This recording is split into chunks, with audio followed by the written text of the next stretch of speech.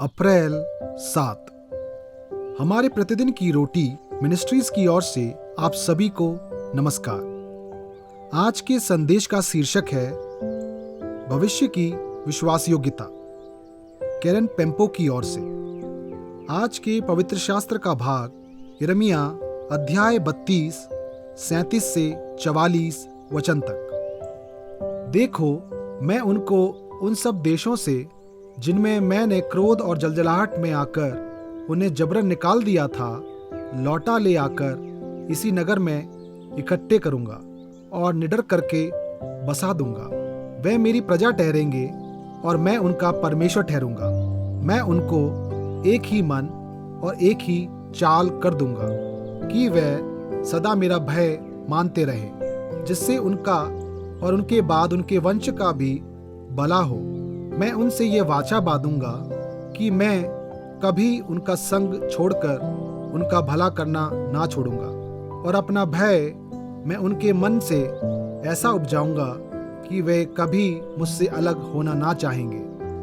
मैं बड़ी प्रसन्नता के साथ उनका भला करता रहूंगा और सचमुच उन्हें इस देश में अपने सारे मन और प्राण से बसा दूंगा।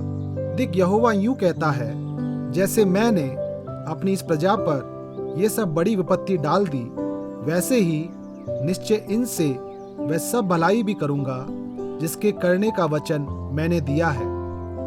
इसलिए यह देश जिसके विषय तुम लोग कहते हो कि यह उजाड़ हो गया है, इसमें ना तो मनुष्य रह गए हैं और ना पशु। यह तो कश्तियों के वश में पड़ चुका है। इसी में फिर से खेत मोल लिए जाएंगे।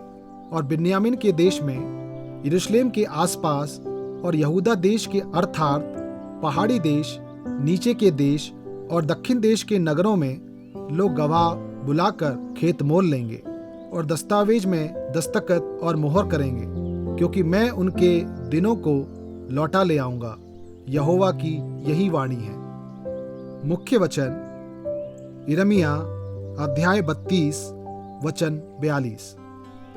देख, यहोवा यूं कहता है, जैसे मैंने अपनी इस प्रजा पर यह सब बड़ी विपत्ति डाल दी, वैसे ही निश्चय इनसे वह सब भलाई भी करूंगा जिसके करने का वचन मैंने दिया है। इसलिए यह देश जिसके विषय तुम लोग कहते हो, सारा ने अपनी मां को तब खोया जब वह सिर्फ 14 साल की थी।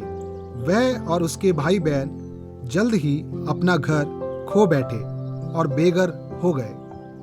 वर्षों बाद सारा भविष्य में अपने बच्चों को एक ऐसी विरासत प्रदान करना चाहती थी जो पीढ़ी दर पीढ़ी आगे बढ़ सके। उसने एक घर खरीदने के लिए कड़ी मेहनत की। अपने परिवार को वह स्थिर घर दिया जो उसके पास कभी नहीं था। भविष्य की पीढ़ियों के लिए घर में निवेश करना उस भविष्य के प्रति विश्वास का कार्य है जिसे आपने अभी तक नहीं देखा है। बेबीलोनियों द्वारा यरूशलेम की हिंसक घेराबंदी से ठीक पहले परमेश्वर ने भविष्यद्वक्ता यिर्मयाह को भूमि खरीदने के लिए कहा।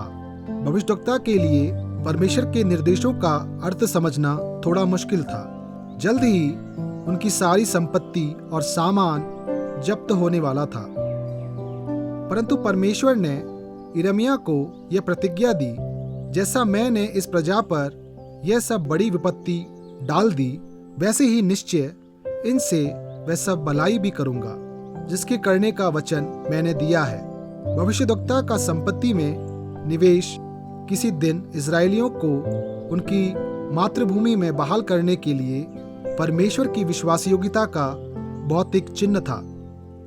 एक भयानक हमले के बीच भी परमेश्वर ने अपने लोगों से वादा किया था कि शांति फिर से आएगी। घरों और संपत्ति को फिर से खरीदा और बेचा जाएगा। आज हम परमेश्वर की विश्वासयोग्यता पर अपना भरोसा रख सकते हैं और विश्वास में निवेश करना चुन सकते हैं। यद्यपि हम हर परिस्थिति की सांसारिक बहाली नहीं देख सकते हैं, हमारे पास आश्वासन है कि वह एक दिन सब कुछ ठीक कर देगा।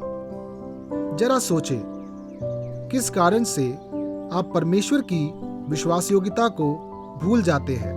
आप उस बहाली की ज्योति में निवेश कैसे कर सकते हैं जिसका उसने वादा किया है। आए हम प्रार्थना करें। प्रिय परमेश्वर, मुझे उस भविष्य के लिए आज निवेश करने में मदद करें जो मैं अभी नहीं देख सकता। आमीन।